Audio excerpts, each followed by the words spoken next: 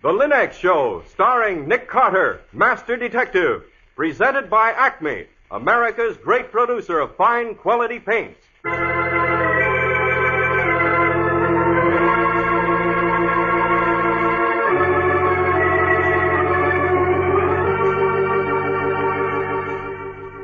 This is the story of a man known the world over as one of the most daring and resourceful characters in the history of detective fiction. A man whose name has become a symbol of the triumph of right and justice over the sinister forces of crime and lawlessness. A man recognized as one of the great masters of deduction. Nick Carter, Master Detective.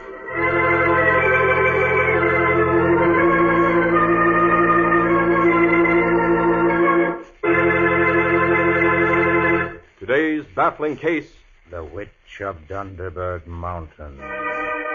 Another exciting chapter dramatized from the life story of Nick Carter.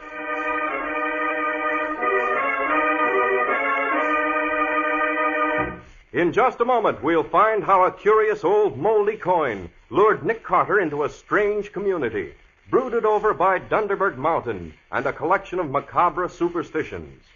But now, millions of American families are happier these days because women who run their homes wisely have learned about Chemtone, the miracle wall finish, which makes every home more bright and inviting.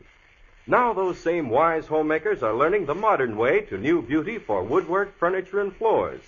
The three great Linux home brighteners. Linux Clear Gloss to give lustrous, longer-lasting protection to every wood and linoleum surface. Linux Cream Polish to renew the sleek, gleaming beauty of fine furniture. And Linux Self-Polishing Wax, the amazing new wax finish to lend rich, satiny loveliness to any floor, wood, linoleum, or tile. Take the modern shortcut to new home beauty with the three great Linux home brighteners. You'll find them all at your hardware, paint, or department store. Your headquarters also for Chemtone, the miracle wall finish.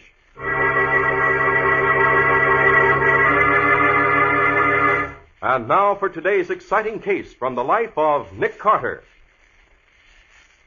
Today's thrilling adventure starts in the usual place, the gloomy old brownstone mansion at the corner of 4th and 5th. Yes, looking at that comfortable old Victorian mansion with its gay flowered window boxes, its shiny brass door knocker, and the bright and glistening windows, no one would ever guess that those panes are bulletproof, the doors, windows, and chimneys burglar-proof, and that on the top floor is probably the world's best-equipped laboratory for the scientific study of crime. As a matter of fact, our master detective is at this moment closeted in his laboratory, while Patsy Bowen, his efficient and long-suffering secretary, holds the world at bay in his second-story office and consulting room. Finally, the hidden door that leads to a secret passageway creaks open, and enter Nick Carter. Patsy, will you get that blamed thing fixed? Not me. The way you gumshoe around without making a sound gives me the jumps. Every time I think I'm in a perfectly empty room and suddenly look up and see you at that old roll-top desk which you won't let me throw out, as if you just materialized out of thin air, it makes my heart do nip-ups. Yes, Patsy, your grammar's a bit thumb-diddled, but I think I get your drift. You want me to stamp around and bump into furniture like the average man. I do not.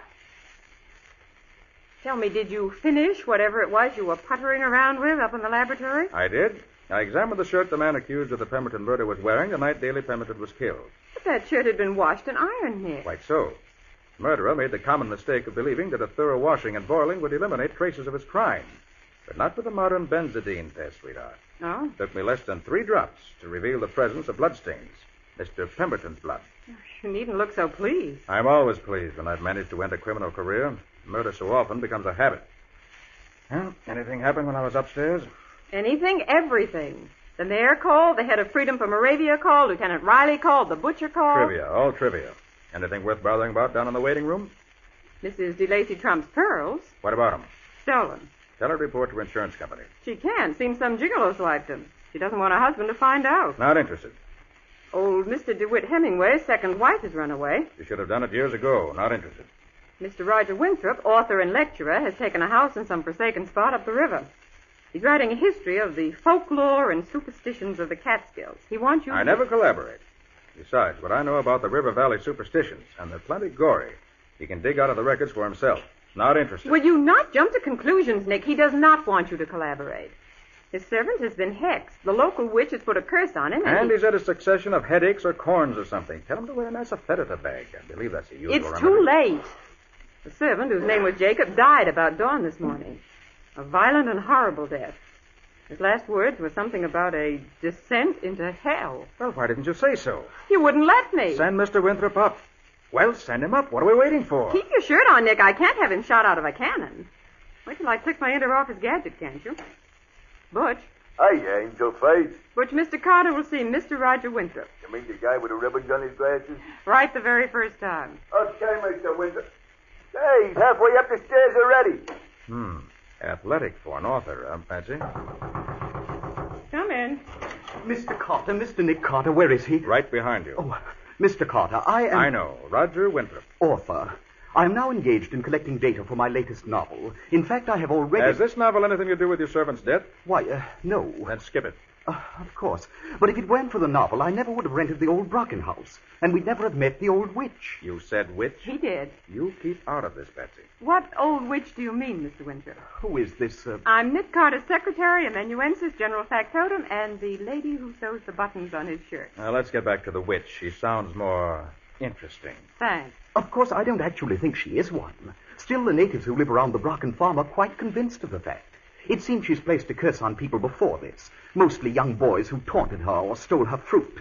Young William Tappan was thrown from his father's farm horse and dragged twice round the barn. Hendrik Vandervoort fell out of an apple tree and broke his arm. And Johnny Upsendike had scarlet fever and jaundice both at the same time. Seems to me I've heard of accidents like that happening to kids even without their being hexed. Yes, Patsy, but that's not the significant part of the narrative. What is? The boys' last names. Tappan, Vandervoort, Upsendike. I take it, Mr. Winthrop, the old Brocken farm you've rented is in a Dutch community. It is. Up the river at the foot of the Donderberg. Wild, hag-ridden country. Those families settled there before the Revolution and have married and intermarried ever since. All but the Brockens. They seem to have been disliked right from the beginning. Some say they aren't Dutch at all, but Hessians. Yes. Let me see. Brocken. Isn't that the name of that mountain in Germany where all the witches are supposed to gather on Walpurgisnacht? Yes, that's why the Brockens are said to have settled where they did. Because old Donderberg, the local mountain, bears a strange resemblance to the Brocken. I see. Local gossip has it that on the eve of May Day, which, as you know, is Walpurgisnacht, all the family and their cats, they've always had black cats, would swoop up the chimney on broomsticks and fly away to Donderberg Mountain for some sort of witch's Sabbath. Then this witch who's supposed to have hexed your servant Jacob is, I gather, one of the famous Brockens. She's the last of them. Miss Hermina Brocken is an old maid, and when she dies, the family will be extinct. And high time, too, if you ask me. Now, you don't really think she's a witch. No, but she's a vindictive, highly neurotic, I might even say dangerous female. And you think she killed Jacob? I do. She laid a hex on him last week, made a rag doll out of an old scarf of his she managed to steal. She named the doll Jacob, of course, and then began sticking pins into it. And last night, or rather early this morning, he died. Tell me exactly what happened. Well, I'd rented the Brocken house for the summer. It seemed to have the sort of weird, not to say sinister background I needed for my novel. Did Miss Hermina go with the house, Mr. Winthrop? Oh, no. She and her cat moved out to a sort of farmer's cottage. Oh. I insisted on that. I can't abide cats. Well, as I was saying, last night I was in my study scribbling away the better part of the night. It was a peculiarly black night, you may remember. This is what is called the dark of the moon. Yes, I know. Well, finally I became aware that everything was unusually quiet. And then I realized I'd worked through the entire night, and this was that queer, unearthly silence that comes just before the dawn. Suddenly, I was conscious of a dull, muffled thud, a thud that was almost a clang. What was that? Curious how strange sounds become at night. Sounded like the clang of a coffin lid. Better lay off work for tonight, Winthrop, old boy. First thing you know, you'll be imagining ghostly footsteps. Good Lord, what's that? Something's coming round the corner of the house. That's the tool house door. Someone's trying to get in. Oh, this is ridiculous. Better go see what it is before my imagination makes a fool of me. I'll take the lamp. It's probably nothing at all. Just the wind rattling the lock. But there isn't any wind tonight. Pull yourself together, Winthrop. Down the steps to the woodshed. Yes, something is moving the lock. Someone's out there. Wait till I unlock the door. I'm done for. Jacob, what are you doing out here this time of night? Jacob, what's wrong with you? Don't go near it. Don't go. She's right. It goes straight down to hell. But Good Lord, he's having convulsions. Jacob! Jacob!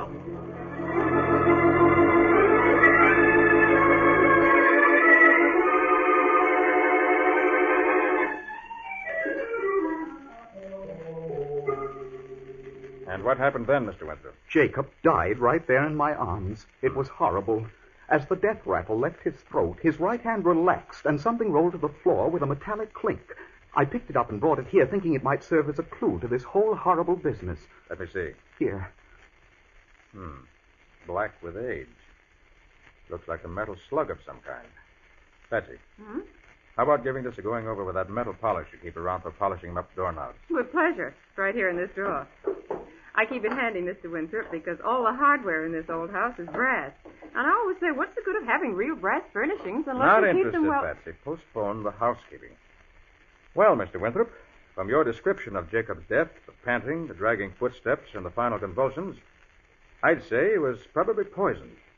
No possibility of suicide, I suppose. Of course not.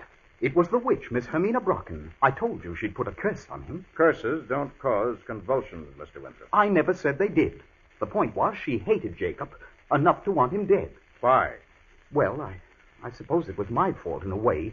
I told Jacob to make up to the gold girl in order to get her to tell him all the local ghost stories. He unearthed plenty.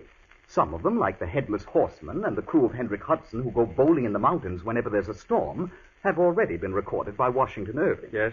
Then there's the two spectral riders who are supposed to be the ghosts of Major Andre and General Benedict Arnold. They met and rode through that territory, you know, the night Arnold sold out to the enemy. Yes. Then there's the story of a lost treasure that's supposed to be cursed. Not to mention a Batwoman and a black vulture who appears whenever there's to be a death in the valley. Interesting, but irrelevant. Why did Miss Brocken hate Jacob? Certainly not because he worried those stories out of her. Well, no. As a matter of fact, I rather imagine Jacob overdid his attentions to the old girl. When she discovered he had a wife and 5 children in the Bronx, well, she turned on him like a vixen. It was all Peter and I could do to tear him away from her. She was trying to scratch out his eyes. Hell hath no fury and so forth. Quiet, Patsy. Just who is Peter, Mr. Winthrop? A local character who does the gardening for me. He's, well, not exactly bright, but he can make anything grow. How does he get on with Miss Brocken? Scared to death of her. Carries a piece of cold iron in his pocket all the time he's around the place. If you touch cold iron, you know, a witch can't harm you. Speaking of cold metal, how's this for a handsome hunk of stuff? It shines better than our doorknobs now that I've got the tarnish off. Oh, very interesting. That coin, Patsy, is gold. What? A British guinea, to be exact, minted in the reign of George III. In those days, coins like this were called trader's gold. For Pete's sake, why? Every British soldier who brought in a member of Washington's army received one of these. And every member of Washington's forces who gave himself up got one, too. Where in the world do you suppose Jacob got hold of this? To answer that, we'll have to make a visit to the Donderberg. Yes, Mr. Winthrop. I think you brought us a problem that's even more interesting than you suspect.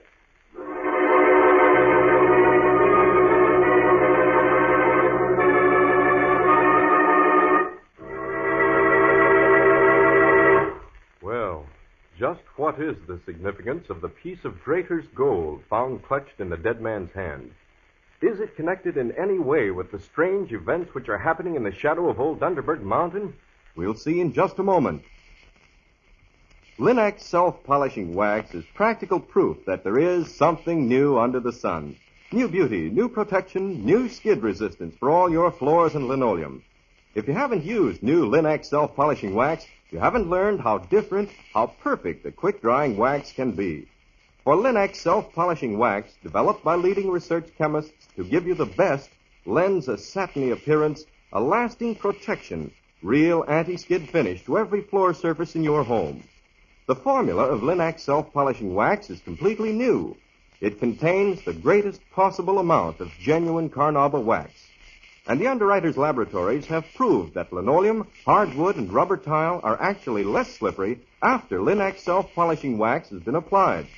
When you walk on a Linex surface, you can actually feel the difference. Besides, it takes only a jiffy to wipe on, drying quickly to a handsome luster without tiresome rubbing. So it's just good sense to choose genuine Linex self-polishing wax. And, of course, if you want the modern type finish, which is brushed on, or even longer-lasting protection, use Linex Clear Gloss Varnish, which dries overnight to a beautiful gloss finish that protects your floors and linoleum amazingly for months. Whichever you choose, Linex Self-Polishing Wax or Linex Clear Gloss Varnish, ask for it by name, Linex, and get the best. You'll find all 3 great Linex home brighteners and Chemtone, the miracle wall finish, at hardware, paint, and department stores everywhere.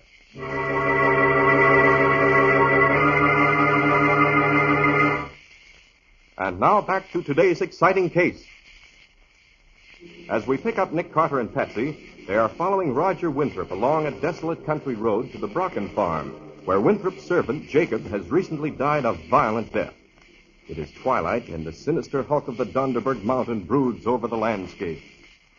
I'm not surprised that people who live around here believe in witches and curses and hidden treasure, Mr. Winthrop. If you'd spent a couple of months around here the way I have, Miss Bowen, you'd believe in superstitions, too. Things like that don't seem possible back in the midst of the city's traffic.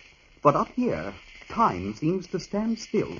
Here, people are still living in the dark ages. I noticed as we came along, most of the barns had hex signs painted on them. Nick, have you noticed the clouds gathering behind that mountain? Yes. I imagine the old Dutchman will start their game of 9-pins any time now. Hope we reach your house, Mr. Winthrop, before the storm breaks. It's just over the next rise, Mr. Carter. Here's the gate behind the lilac bush. Oh, not what you'd call in very good repair. After you, Patsy. Thank you. That's the house down there in the hollow. And that's Peter sitting outside the tool house door. I gave him strict instructions not to let anyone move the body until you arrive. I know you detectives prefer to find your clues undisturbed. It's sometimes helpful. Why doesn't Peter sit inside the tool house? Because he's afraid of the dead. There's a superstition around here that the soul of anyone who's died a violent death is afraid of being alone and always tries to take along a companion. Oh, what's that? Something up there in that tree. It's there, silhouetted against the sky. A black cat. It's Miss Brocken's Hecuba. They're inseparable. If that cat's around... Then the Brocken female isn't far behind. I wondered who's been following us the last quarter mile. Nick, I didn't see or hear a thing. You don't mean she's invisible or something? Calm yourself, Patsy. I'll admit she's kept out of sight, but no disembodied spirit breaks twigs and rustles dead leaves. She's been perfectly audible to anyone that took the trouble to listen. Hear that? She just stepped on a loose pebble. My teeth are chattering so I couldn't hear an avalanche. Oh, Nick, I don't like this place. Easy, Patsy. Oh, here comes Peter. Poor guy, he looks relieved to see us. I thought you was never coming. I told you I wouldn't stay if you didn't get back before nightfall. But we did, Peter. This is Mr. Nick Carter, the famous detective. He'll find out what killed Jacob. And the light's fading fast. Better make our examination before it's completely dark.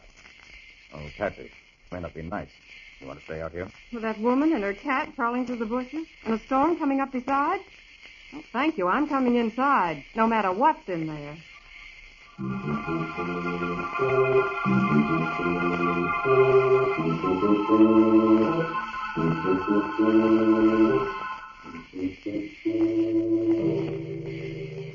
Hold the flashlight steady, Patsy. It's horrible, isn't it, Nick? Extreme rigor mortis and marked tetanic constriction of the muscles. Jaws too firmly clamped together to permit any investigation of the oral cavity. We can take a look at the inside of the lips. No, the poison, whatever it was violent, but I don't think it was administered by mouth. No. Now, let's see. Rest on the instep of the shoes between the sole and heel. Heavy boots and corduroy trousers, no, wasn't the lower limb. Hands bare. Yes, look here. The 2 small punctures of the right thumb. Yes. Winthrop, help me roll back a sleeve. Right, Mr. Carter. Here we are. 2 more. And here again. And again. And all the punctures have already started to gangrene. That's how the poison entered the body. Oh. It's the evil eye. Those 2 dents. It's the mark of the evil eye. They burn straight through you until you're dead. Interesting idea, Peter. But what killed Jacob was quite a bit more deadly than any evil eye. You mean you know who killed him? Definitely. The question now is to find where the killer's hiding. But, Nick, Let's see if we can get a line on how Jacob spent his last 12 hours. Get the small microscope out of my zipper case, will you, Patsy? Or when you might prepare a few slides. Right you are, Nick. Just exactly what are you doing that for, Mr. Carter? Cleaning the dead man's nails, I mean. A good scientific detective, Mr. Winthrop, can pretty well deduce from what he finds under any person's nails where that person has been and what he's done for some time previous. Oh, slide, please, Patsy. Here you are. This isn't my most powerful lens, of course. This flashlight isn't as strong as one could wish. Still, You get anything, Nick? yes, quite a few things. He ate a piece of chocolate cake for dinner, with his fingers, of course. Sawed quite a bit of wood, minute bits of sawdust. That was yesterday afternoon. He also plucked a chicken recently and polished the furniture. Tiny globules of very fine oil. But the most interesting ingredient in the whole collection is a certain tiny spored mold or fungus. A great deal of it, as a matter of fact. Maybe he went out picking wildflowers in the woods. No. This particular fungus only grows in places where there's a great deal of moisture and where sunlight never reaches. Any place like that around here, Mr. Winthrop? Basement? Spring house? No, the basement's bone dry, and there is no spring house. How about a well? There are few enough improvements on the place. No electricity, no telephone. But we do have a hand pump in the kitchen sink. Which means if there's a well under it, Jacob couldn't very easily get down into it. I'd say it would be absolutely impossible. Wait a minute. There's some sort of boarded-up stonework with a padlock out back of the barn. I remember someone told me it's a condemned cistern or well of some sort. Yeah, that's the witch's well. You'll be wise to stay away from it. It's the way straight down to hell. The way to hell? Yeah. Weren't those Jacob's last words before he died? Why, yes, Mr. Carter. Come on, show me the place. Unless I'm very much mistaken, that's where we'll find the answer to this problem. At the bottom of the well.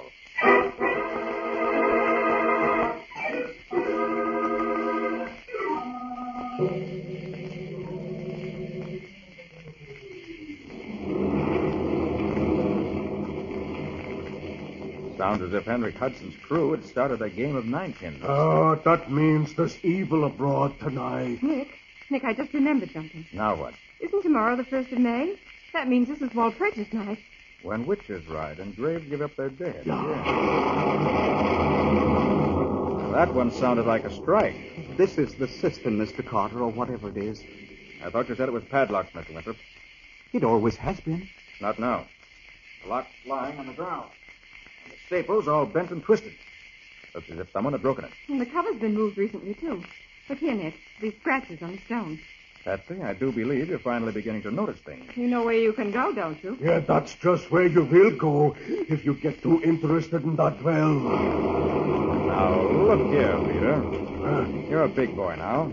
You don't really think Miss Brocken's a witch? I know she is. Ever see her ride a broomstick? No, but I've seen her go down this well. When was this? Winter nights.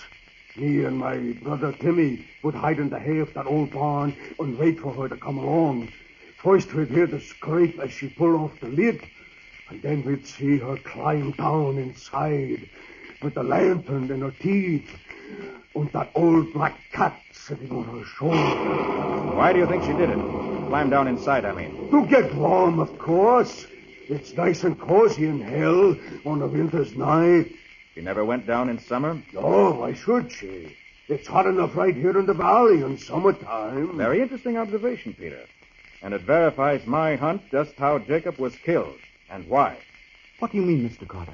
Help me pull the lid off this well and I'll show you. Here, take that side and I'll see. Right, I have it. There. That does it. Now, Patsy, give me that flashlight. Here you are. Thanks. Now, let's see what we've got. Ah, yes. Notice those rusty spikes driven into the stonework to form a sort of ladder? And notice where the rust has been scraped recently. That's how Jacob got it on his boots. He followed Miss Brocken's example and climbed down into the well. You'll also notice that the stones are covered with that curious fungus we found under his neck. Nick, she's watching us. Over there under that apple tree. And the cat's standing on her shoulder. We've been waiting for you, Miss Brocken. I think you can tell us how Jacob died. That I can. It was his own greed killed him. I warned him no man could go down there and live. You knew he died if he went down into the well, and yet you let him go. I did not. I refused him the key, I did. But he broke open the lock like a thief when no one was looking. He wouldn't listen, and so he had to die. And I'm not sorry. You killed him, you... Easy, Winthrop. Miss Brocken isn't responsible for Jacob's death. Then who is? You said yourself he was poisoned. Quite right. And I think if I drop this rock down into the well, we may rouse the killers.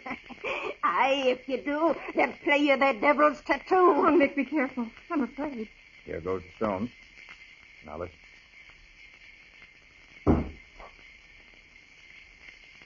Oh, Nick. Nick, I heard it. Good Lord, what is it? Rattlesnakes. Forget, this is rattlesnake country. And I rather imagine there's a rattlesnake nest down there. Aye, that there is.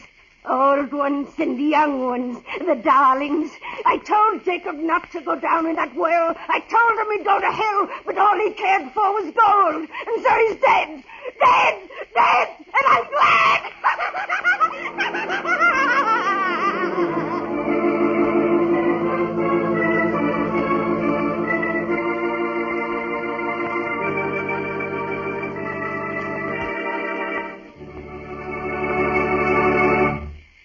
Nick, there's one thing I still don't understand about that Donderberg mystery. Why did Jacob go down into the well? And why wasn't Miss Brocken bitten when she did the same thing? I'll answer the last question first. Miss Brocken was careful to make all her descents into the well in winter. Well, so what? You see, when snakes hibernate, they become cold and almost lifeless. Ask any snake charmer. It's an old trick of the trade to put snakes on ice just before a show. Makes them quite harmless. Oh. And as for the reason that drew both Miss Brocken and Jacob into the well, I deduced from the sample Jacob had in his hand that the Brocken well is the hiding place of Benedict Arnold's famous lost treasure. What's that? Well, Major Andre is supposed to have given Arnold a golden guinea for every man then garrisoned at West Point. Arnold undoubtedly hid the money and didn't have time to dig it up when he had to flee for his life after his treachery was uncovered. But if the Brocken family knew where it was, why didn't they use it themselves? Probably because they thought it was tainted money with a curse on it. I see. Well, thanks, Nick. Now, in just a moment, I want you and Patsy to give us a preview of next week's exciting case. Everybody's heard the old saying that home is where the heart is. And because home does matter most, it deserves the most careful attention you can give it. Keep your home at its loveliest with the 3 great Linex home brighteners. Linex cream polish, for example, renews the original gleaming beauty of your fine furniture, the handsome appearance of the wood grain itself in one quick, easy application. That's because Linex cream polish cleans as it polishes, saving one whole step in your cleaning day routine. The cloudy look of old polish and dust, the blurry appearance of finger marks are erased as if by magic. And Linex cream polish leaves no surface film of oil for dust to cling to. It helps conceal disfiguring scratches, too. So take the streamlined way to furniture care. Linex cream polish for fine furniture. Tell your dealer you want the product that cleans as it polishes. Ask for all 3 great Linex home brighteners.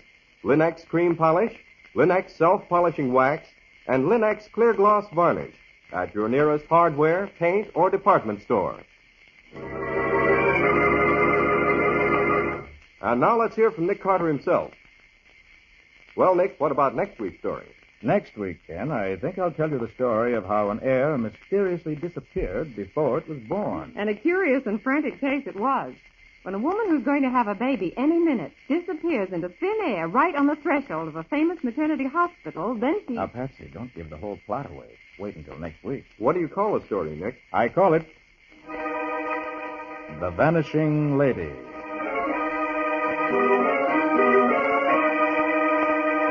Nick Carter, Master Detective, is featured in Street and Smith magazines. Lon Clark is starred as Nick with Helen Choate as Patsy. Original music is played by Lou White. The programs are written by Edith Miser, and any resemblance therein to actual persons living or dead is purely coincidental. The entire production is under the direction of Jock McGregor.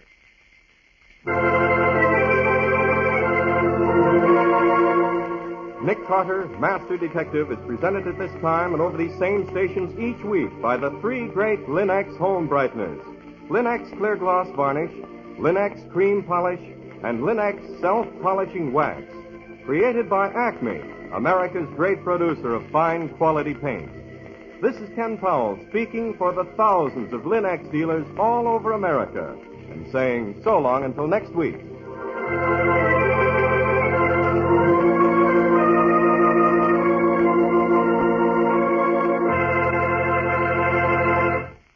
This is the Mutual Broadcasting System.